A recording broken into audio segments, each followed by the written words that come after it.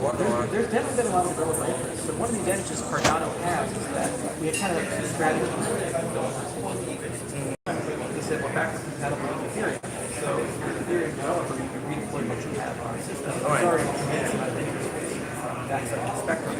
If anything, just out of curiosity, accessibility to the platform. And then the other is that we actually have a made a very different way of doing things, but it's a functional program. So there's a lot of developers in the functional world, like Haskell developers, developers, who are really excited about that. They can't really do much experience space right now. So we're going to try to bring new people into the space from the functional world, and there's a lot of enthusiasm there. And then we're going to try to bring some of the legacy developers into our system. And finally, Yella also provides extensions to Java support and C++ support and other major languages. So we're going to see if we can gradually capture more and more of the traditional developers. People who are normally self-apps or desktop. Yeah, well, I think that's very important in data development. Another thing I wanted to ask you about, Ethereum Classic. I mean, what is the relation between you and Ethereum Classic? You're the founder of Ethereum Classic? Exactly. There isn't really a founder for Ethereum Classic. So what happened was that when I started Ethereum with Vitalik and the other founders, the community really had two groups. One group was code small group, wanted a better version of Bitcoin, but they really liked a lot of things that happened. So they liked proof of work, tax model, policy. They liked the immutability. And then there was another group where Vitalik is world computer. So Web3 world computer fork off and make lots of changes, try to scale and kind of create like a decentralized Amazon website. So in the beginning, those groups would get along and like each other, but then after the down hack, they kind of broke apart. And one group said, don't fork, and the other said fork. So what happened is that Ethereum Classic was created from a group of people who said, don't fork. And so there's ETC Dev, HK, and several others as well. It's a smaller ecosystem than Ethereum, like 10% size. So our commitment to space was that we believe it should exist. So we created a client from scratch called Mantis. And it's the first Ethereum Classic client built from the ground up by Scholar. It's 100% developed. We released it earlier this year. And now we've actually got Ethereum on board as well. Ethereum Classic. So we're just contributors to the ecosystem. Are supporters of it. So we don't get paid anything for being here. We just have fun. What is the purpose of Ethereum Classic? I mean, is it just like a Bitcoin network, or? No, it's a better version of Bitcoin. In a sense, it's a platform with principles. So if you look at the value of Bitcoin, despite the fact that Bitcoin is from a feature standpoint, the least feature of all cryptocurrencies, right? It's still the most valuable. Right. Because people have the highest degree of faith and confidence in its monetary policy and its security and its principles behind it. So similarly, there's a collection of applications and programs where the value of things are directly connected to the credibility of the platform. So it's not necessarily about capabilities, it's more about trust and fidelity.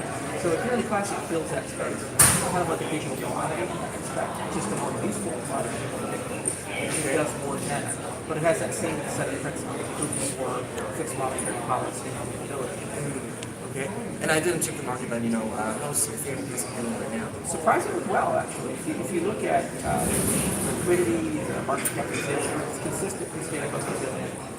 It's consistent without getting into the trading on a reasonable Coinbase. So it's amazing considering that a large chunk of people who originally had these prices run for the market. They were on the other side of the board. Somehow it survived all of that. So we're seeing month by month pretty good growth. It's certainly not a huge cryptocurrency, but it's in the midst size quite well. Oh, right. Okay, so you're very positive about the future kind of advancement of development, right? I think that it's a slow, long-term growth. I almost compare it to Litecoin at that particular extent.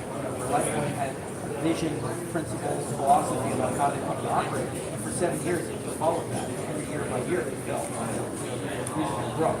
My hope for Ethereum Classic is to occupy that space. The other thing is that Ethereum Classic doesn't have to be controlled. It's a very decentralized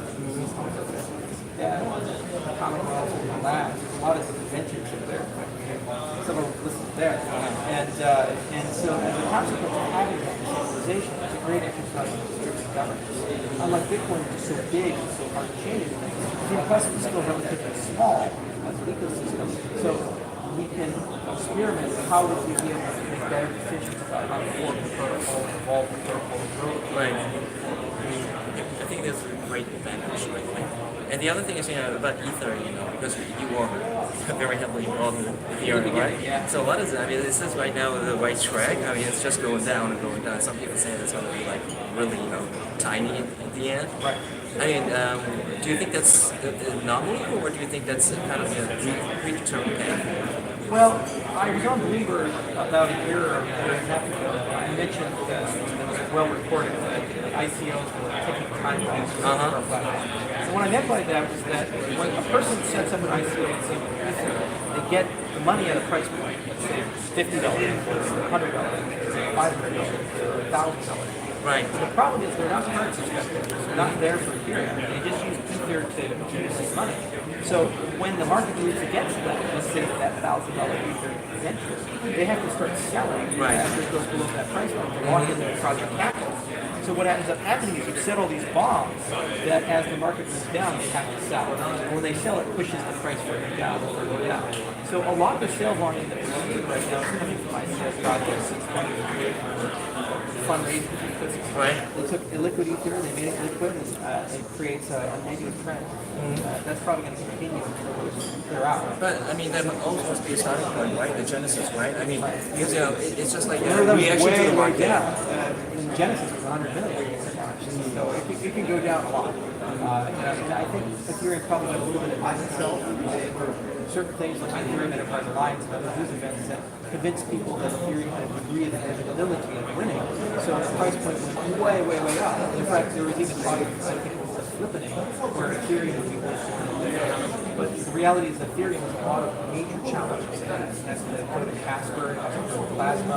There's many milestones we're going to have to reach before we realize the vision of how we figure it out. Right. So the price point that Ethereum had in 2017 was probably a bit ahead of where the actual progress is before the transition. So they're going to have to go through some hard times, but I think they have a good chance. They have good developers, good ideas, so they probably have a good chance to recover. What about Cardano? Because this is kind of a very good real use case, right? I mean, you can learn from this failure, right? Because this kind of situation was inevitable, wasn't it, right? Ether crashing like this, Right. it was inevitable, to my thought. But I've been in the space a long time. I mean, I remember when Bitcoin was at $30, and I put some money in and went down to $1. I was pretty sad. And then it went from $1 to $4. And I said, okay, I got some of my money back. And then it went from $4 to $250, then down to $80, then up to $100, to $1,200, then down to $250. So you get used to this if you've been in the space a while. It's always cycles up and cycles down. So for Cardano, it's all about where do we get growth from. It's all about utility. It's all about the foundations of the technology. We have a Pan-African strategy for enterprise growth. We have an education strategy for developers. I mentioned thousands of them to bring them into space. And we have a whole bunch of protocols we can deploy that can build utilities on the Cardano platform for a variety of different applications, from gaming to identity management to finance, like lending and insurance and so forth. So the name of the game there is just get it done, deploy it, make it useful at scale, create people. And the first project to do that is going to probably get a pretty good chunk of the market share. And at the moment, no one's done that. This is racing, Ethereum is racing, Outward's racing, we're all in our competition together. It's going to be a while, several years. So most of the tokens that are going to be traded on Cardano is going to be utility tokens, right? I mean, Well, you have to have both. You have to have security tokens and utility tokens. And I would argue that that's going to be the next major wave of money into the space. It's going to come from the security tokens. So security tokens bring their own challenges with them. They have compliance components to them. And they have regulation that's going to be baked into them in terms of vesting and divestment and these types of things. So the good news is that you can express all of those regulations in smart contracts if desired. So part of the security token regulation is creating good community-based standards which governments recognize that can allow you to have liquidity and issue these things without necessarily having to go through the centralized entity. So it's something we think a lot about, and we'll try to help create standards for that with our platform. In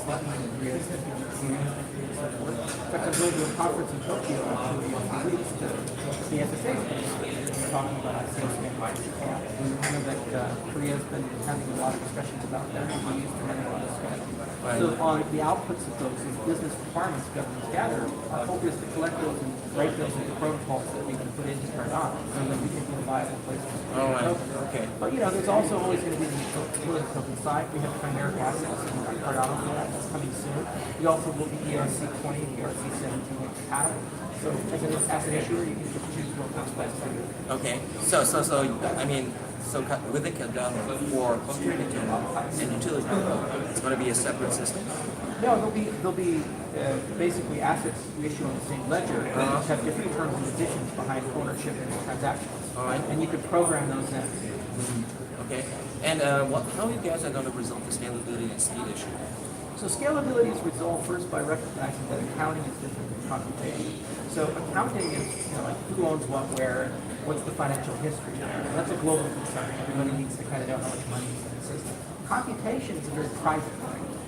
Your poker game you play with 7 other people, you really need to preserve for 10 years that on the second hand you had 2 aces. No. So the reality is that there's a lot of computation that you can do off-chain. You can do that with third-party computation, state channels, and verified computation. So we have a whole lab at Tokyo Institute of Technology that studies NTC. We have another lab at the event firm that studies verified computation. And that's just all about saying how the people who are doing the computation do it themselves, and then have some sort of automated process of blockchain coordination. Now that's going to solve half or more of computational demands. Now the other side of it is some notion of sharding. So we have Ouroboros, Ouroboros Proud, Ouroboros Genesis. We're getting to a point where we have a production protocol that is the next evolution is called Ouroboros Hyper, where we actually go from a single chain architecture to a sharded chain. And when you do that, you can get a much higher transaction per second setup.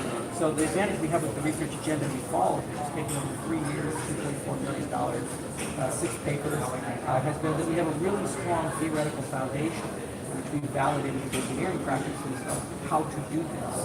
So if people are interested in looking at papers are peer-reviewed, CCS or so they've been validated by the academic community.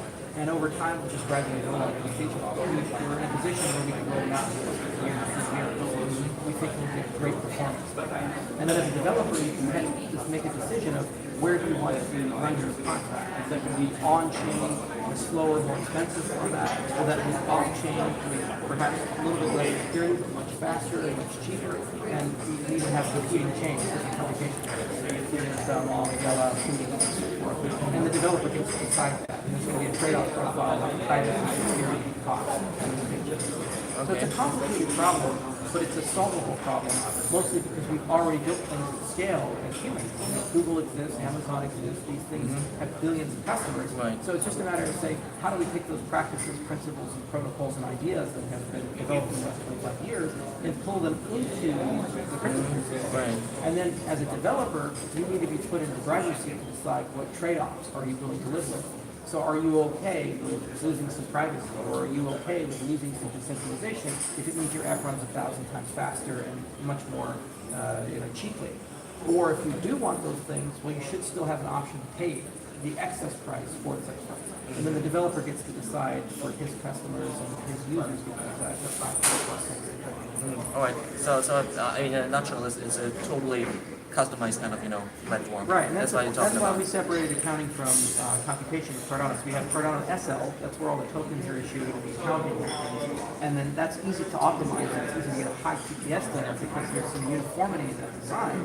But then when you want to do rich Turing complete computations or actual applications and programs, then we have what's called Cardano CL, and that's the computation layer of the system. And because we can connect it with the sidechain, we can have multiple versions of that. So you can shard horizontally in that respect. And then within those ledgers themselves, they can be multi-threaded or sharded.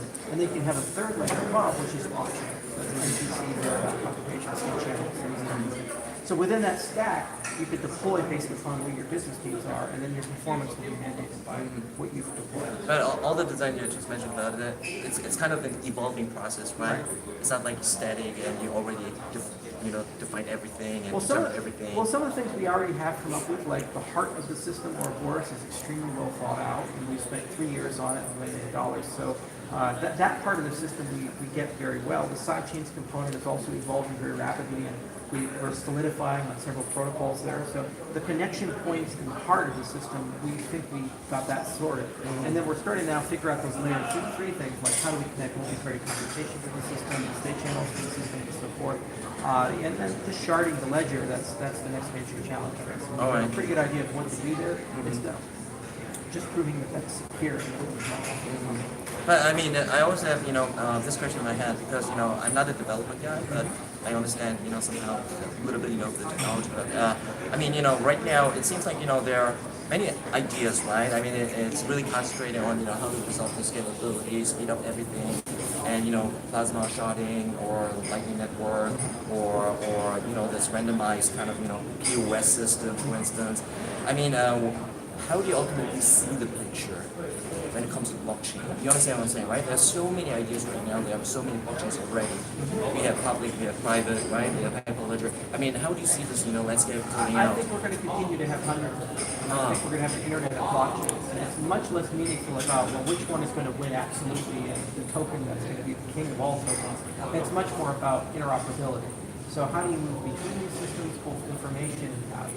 And however that gets defined is going to determine whether we live in a decentralized, user-controlled world or very centralized, monopolistic world. So we focus a lot on interoperability with our Satellite protocol. There's other companies that for example, the Lightning protocol, so we think about this. In fact, there's even projects that think about these things, like AEON, for example. So I think that's where we need to put a lot of effort to take care of the community, because then you can kind of test all of these things out as experiments. It's very Darwinian. Or some will survive, some will die. Right. Survive the fittest. But you as a consumer know you can only move between systems. And it's easy for you to build an application, and that application can be interoperable with many different systems. It would be really unfortunate if you were an application developer and you had 15 or 20 operating systems. Then you'd be like, oh God, well, which one do I deploy my application on? Android blue, Android red, Android yellow. Right. So it's nice that we only have a few options there. It simplifies the performance. On the blockchain side, my hope is that some standards can emerge so that you as a developer would be able to deploy on that standard, and then you get a guarantee it's going to work on 100 chains or 200 chains or something like that. Yeah, but I mean, the different thing is because unlike other technologies, actually, blockchain is kind of related with cryptocurrency, right? So it's, I mean, that's kind of making it very different from the other technologies, like internet browsers, for instance, right? Because ultimately, people are always interested in market capitalization. Fabric doesn't have a token. You don't necessarily need a token. The token has to have a use. It has to do something. Because either civil resistance or it prices something like the value of commutation or the value of decentralization, whatever it might be. It has to price something. And that's the other hard part of the tokenomics. When is the token necessary and when is it not necessary? Right, yeah. And how does that work? The market has to kind of figure that out. Okay, and I mean, I think that's my questions. Okay. Yeah. Do you have any last words for the audience? Well, thank you guys so much for listening. Korea is awesome. Yeah, it's awesome. Okay, Charles, thank you very much for taking this interview. Yeah, it was very enlightening. Thank you very much. Bye, guys.